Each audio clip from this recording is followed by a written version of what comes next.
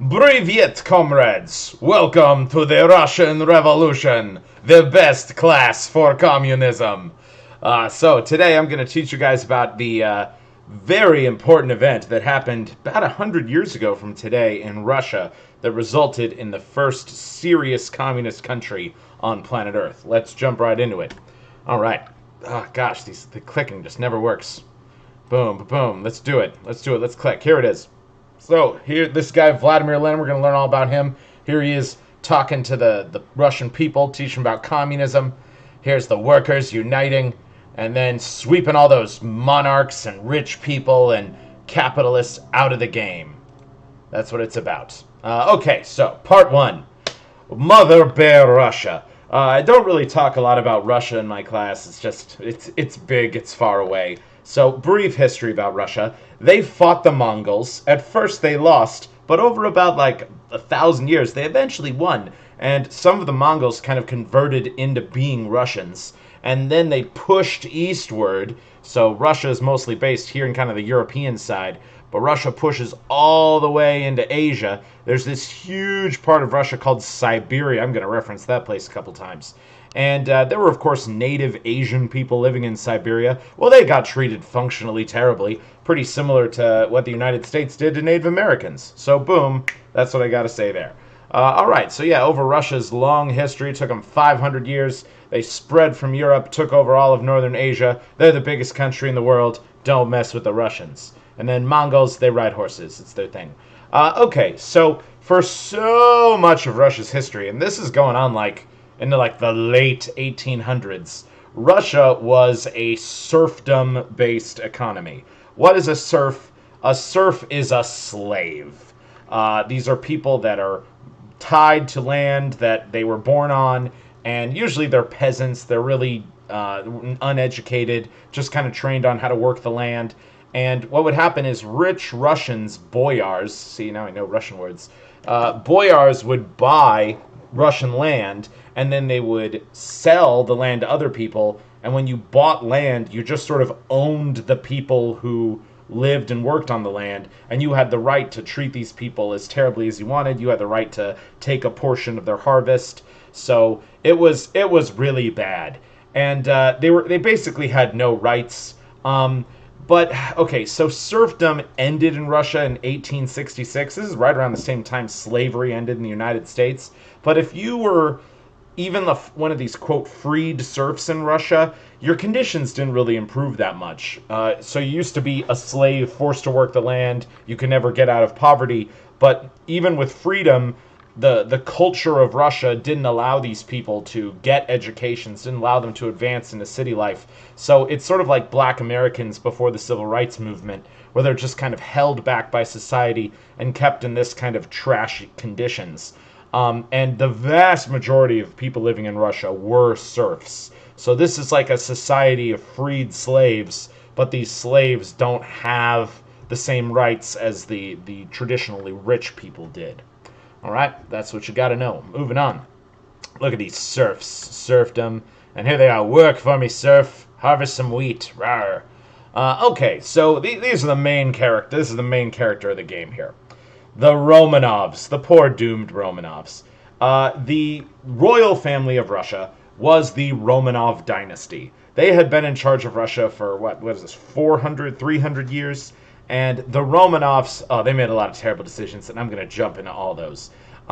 If you are the king or queen of Russia, you are known as the Tsar or the Tsarina. That actually comes from the word Caesar, because Czar, they just dropped the C, kept the Tsar. So, yes, there's a whole lot of Tsars in Russia. I have some funny stories about Catherine the Great. I don't feel comfortable sharing them on the YouTube, but I'll share them if a student ever asks me. The only Tsar that I'm really going to focus on with y'all is the last Tsar, Nicholas II. Here's a picture of this dude. He's going to make a lot of terrible decisions. He's going to get murdered in a basement. There you go. It gave away the end of the story right there. Ivan V, or maybe Ivan VI. One of the Ivans was known as Ivan the Terrible, drowned his own son because he thought his son was gay. What a rude guy. Yeah, Peter the First, though, this is a good Peter. He was known as Peter the Great. Great dude. Really, like one of the only people I would give a quality high five to. Catherine, I'd give her a high five for the most part. But hey, anyway, Russian czars and czarinas. Here's the czar and czarina map. As you can see, near the 1600s, the czars had a lot of Asian features. Okay, they're kind of Mongol-esque. But over time, the czars became whiter. It's sort of like Michael Jackson, but Russian royal family. So you start one ethnicity, you end as another. And it just shows how they kind of switched from being a Asian cultural vibe to a European cultural vibe. So there you go. All right, so Tsar Nicholas II, he had a family. He had 4 girls and 1 baby boy. And guess which of his children he loved the most? It was the baby boy, okay? And the thing is, his wife, she was of German ancestry. That's going to come up later. I think she also had Habsburg blood in her, too. Oh, no, the Habsburgs. It's a problem. Yeah, so Tsar Nicholas, he was a guy who was all about being fancy. He really didn't care about the serfs. He didn't care about their requests for independence. There are some stories of him, like, hanging people who tried to talk about more rights for the serfs. But anyway, he's all about living the fancy life. Didn't really care about his people. He loved the money, he loved the power, and he especially loved his only son, Alexei. Yeah. Interesting fact, Tsar Nicholas's great-grandmother was Queen Victoria of England, and his cousin was the German Kaiser, the German king. So all these European royal families, they're all interrelated. It's the Habsburgs doing. So let's look at Nicholas and his lovely family. All right, so there's Tsar Nicholas, just being a dude. There's the Tsarina, Alexandra, of German descent. The Russian people didn't like her. She didn't even really speak Russian. And then here's his whole beautiful family. Let me see if I can remember their names. We got Olga, Maria, I don't remember her name. We got Anastasia, and we got Alexei. Anastasia, interesting story about her. There's a whole, like, Disney movie. Is it Disney? Anyway, animated movie about her. How somehow she survives what's about to happen. But the funny thing is, I think it was in, like, 2003, they finally found the bones of all of Tsar Nicholas's family buried in this forest outside of Moscow. And yes, Anastasia and Alexei's bones were with the rest of their family. So no, they did not survive. They all get murdered. Oh man, what happened? What terrible decisions did Nicholas make that resulted in his whole family being executed? We will dive into that. Okay, so little Alexei, who was loved so much by his mom and dad, of course because gender roles are a thing in Russia at this time, Alexei was sort of set up to be king one day, to be czar one day. And they found out early on, because babies, and they run around, they like bump stuff, they hurt themselves. Well, whenever little Alexei would bleed or get a bruise, the bleeding would go on for hours and hours and hours, okay? Like his blood doesn't naturally clot. And that's a huge problem. Because if little Alexei has a bruise going on, he's bleeding internally for hours on end. And they called up doctors from all over the Russian Empire. Nobody really had a cure for this. Even today, I think today we have some medicine that could help out hemophilia, but this is 100 years ago. So the Tsarina was especially freaking out because she had some problems going on with pregnancies, and eventually she realized that Alexei was her last shot as a kid. So the Tsarina started to turn to people who had like magic powers, and the crazy thing is they actually found a dude way out there in Siberia named Rasputin. And there's a great song about him called Rah Rah Rasputin. You should totally listen to it. Anyway, so they found this guy named Rasputin, and by all accounts, he was a crazy, weird dude. And Rasputin said, oh yeah, I can cure hemophilia, no problem. So they brought him all the way to Moscow, or actually St. Petersburg, that's where their palace was at this time. And sure enough, around that time, little Alexei, he had a bruise going on. Rasputin touched the boy's bruise, said some magic holy words, and sure enough, the bruise magically dissipated. Okay, this is a real historical account. By all accounts, Rasputin, real dude, and his ability to cure hemophilia, real thing. Scientists and doctors watch this guy. There's no logical explanation. Magic is real. Harry Potter was true. History is like this sometimes.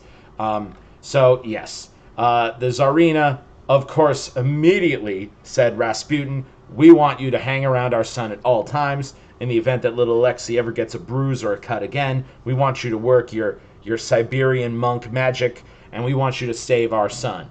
And Rasputin's like, well, y'all are really rich, right? And they're like, yeah. So they give Rasputin just tons of money, and he becomes a constant figure in the Russian royal palace at this time. Okay, so this is what hemophilia does to you. It's your blood doesn't clot, and when your blood doesn't clot, your blood also doesn't really flow correctly. So here's the thing. Even if little Alexei had survived into adulthood, he would have been really weak and really incapable of probably handling the stress of leading the largest country on planet Earth. So I think this disease really doomed the Czars more than anything else. And yeah, that's what hemophilia looks like. And there's Rasputin and Alexei doing his magic. Now, let me talk some more about Rasputin here, because he's a character we have to know. Rasputin was, by all accounts, the strangest dude you would ever meet. And he realized that the Tsar and the Tsarina needed him, okay? On several occasions, Rasputin was like, well, you better give me more money, or I'm going to go back to Siberia. They always gave him more money. Rasputin was also a guy who had a very large sexual appetite. And, the queen had a lot of friends, and these friends were, rich, like the wives of other rich people in Russia. Rasputin would kind of eye one of these girls, and he'd be like, hey, I want to have a sexual relationship with her. And the queen's like, she has a husband. And Rasputin's like, well, I'll go back to Siberia then. And the queen somehow convinced a lot of these married women to get it on with Mad Monk Man here. And that resulted in some serious scandals in the Russian court, because these women, they didn't have a good time with Rasputin. He did not treat them well and ladylike, and so they would go home to their husbands, they would cry, and their husbands would be super duper pissed. And word got around Russia that this guy was like the spawn of the devil, and he had put a curse on the Tsar and the Tsarina, and eventually this is definitely bad decision major number one. That's going to result in the people hating their king and queen. But another thing eventually, though, when Rasputin tried to leave and bargain for more power with the Czars, this is actually documented. He cursed them and said, if something happens to me, you, the royal family of Russia, will all die within a year. And sure enough, his curse was proven correct. So, pretty wild dude. But real man, okay? All this story is real. I don't know about saying he put a spell on people, and I don't know if he truly had the power to curse the Tsar and the Tsarina, but hey, within a year, boom, they got killed too. So, crazy stuff. All right, this is an actual picture of Rasputin right here. Here he is hanging out. I think this is the Tsarina, and then all these girls are, kind of. Rasputin could just point at one of them, like, look at this girl. She's like, help me. Okay, and that's just the reality. Here's another picture of Rasputin. Super creepy dude. Okay, yeah, no, thank you. Get far away from him. And yeah, the idea that the Tsar and the Tsarina are under a spell. So this is a wild and true story from history. Okay, some of the husbands of the men Rasputin slept with, or of the wives Rasputin slept with, sorry. He actually did sleep with men too, I forgot to add that.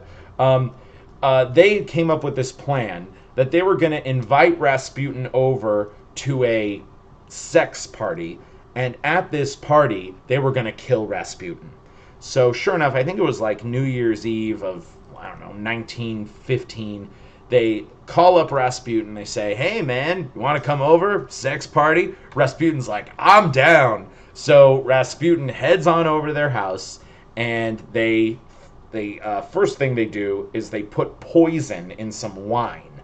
They serve Rasputin the wine, and he jugs it all down, and then he asks for more. And they're like, what the heck? Like, this guy, he didn't get poison from the wine? So then they put poison in a bunch of food. They try a different kind of poison, and they tested this poison earlier in the day. Like, it killed like 2 horses. They give Rasputin this poisoned like steak. He eats it. He's like, this is delicious. I want some more food. And so at that point, one of these guys is like, this is crazy. The poison is working on him. He pulls out a gun and he shoots Rasputin 3 times in the back. Rasputin falls down. One of them is a doctor, checks his pulse. No pulse. Rasputin's dead. Hooray. They walk into the other room. They're like talking about it. They're like, how are we going to dispose of the body? What are we going to do? Da, da, da. As they're talking about it, they hear noise back in the kitchen. Rasputin is up and he runs out the door. And as Rasputin's running out the door, these guys start shooting him again. Rasputin falls to the ground again. They then tie him up. They post him against a wall, and they want to get a clean shot on his head. So they do this whole firing squad thing. They're like, ready, aim, fire. They shoot. Somehow, the bullets miss Rasputin, somehow break his bonds, and Rasputin's then booking it again. These guys continue to chase Rasputin. Eventually, Rasputin gets to this frozen river, okay? This is Christmas time, so snow and frozen and all that. Rasputin then jumps in this ice river. He breaks through the ice. He goes under the ice sheet. He starts swimming under the river. And then the guys see Rasputin starts running out of air. And supposedly this river was so frozen, like other dudes were jumping in and immediately freeze to death. But Rasputin, he wasn't freezing. So he's under the ice sheet. He's clawing for air. And then he drowns. And later, they pull his dead body out of the river. And they chop his dead body into 1,000 pieces. To make sure this wild magic man does not come back to life. Okay? This is an entirely true story. Look it up. Read personal accounts. Because all the guys that were there wrote about it. And they thought it was just insane that Rasputin refused to die. But he finally did drown and get killed that way. So, there you go. This is just fun parts of history. Alright, so there's Rasputin getting shot in the back. This is a great picture. All these things are wrong with Rasputin, and he goes to the doctor for a splinter. And there's zombie man Rasputin refuses to die, but he eventually does die. Okay, so as soon as the Tsar hears how his son's Dr. Rasputin gets killed, the Tsar is super pissed. The Tsar's like, Rasputin's the only guy who could cure my son. What the heck? So the Tsar finds all those guys who assassinated Rasputin, and he kills them. The people of Russia hear about this whole story, and the people of Russia hated Rasputin. They thought he was a satanic magic man. So once they hear that the Tsar punishes those assassins, they start to turn against the Tsar. And this is definitely the first major step in the Russian Revolution that will ultimately lead to the end of the Romanov dynasty. Okay, and that's video number 1. See y'all for video number 2. Peace out.